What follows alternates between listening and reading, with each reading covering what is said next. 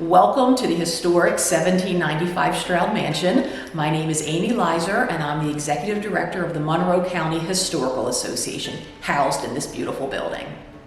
We are a museum library space. Our job is to preserve the artifacts and archives that tell Monroe County's story. But what people don't realize is that this building itself is one big artifact. And something that we are responsible for is to maintain and preserve the building that maintains and preserves the precious, precious items inside. We knew that we had to get the exterior stucco work of the mansion done. Andy and his team were a dream to work with. Professional, kind, caring. We were very, very happy with the work that they did. Stroudsburg was named after Jacob Stroud, who was the founder of Stroudsburg. He was actually an indentured servant to Nicholas Depew over in New Jersey. He married Depew's granddaughter and got land here in Stroudsburg, 300 acres. He was a colonel in the American Revolution, and he was able to expand his holdings. By the time he died, he had over 4,000 acres in this area. And he really developed Stroudsburg along with his son, Daniel.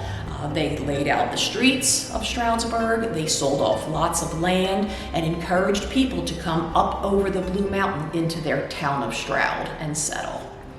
One of the really unique features about the Stroud Mansion, when it was being built, they mimicked the look of Philadelphia houses, and they wanted to look like very nice, large bricks.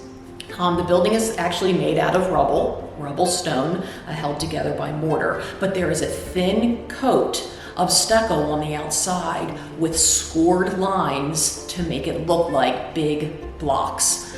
And that's what we were able to recreate. I know the team had a lot of fun with it. It was very, very challenging because they hand drew all of the lines on the entire Stroud Mansion. All four sides, all four floors. A lot of times, especially when you have restoration projects where paint is involved, you're finding a lot of chipping or, there's damage underneath the paint because they're usually latex. And so when you're going back in to do restoration work and you're trying to make sure that some of those problems don't come back, putting the correct paint on top is going to make sure that your repair, whether it be just the paint or what's underneath, is going to last a lot longer. This is from all the 5 gallons that we made for the project. That all of these are samples of what the building is painted with right now. Back and forth with Andy again, trial and error. We had a couple different colors that we were going back and forth with, and then this was the one that the client ended up liking the most. So. Well, we're hoping to reopen in early 2026.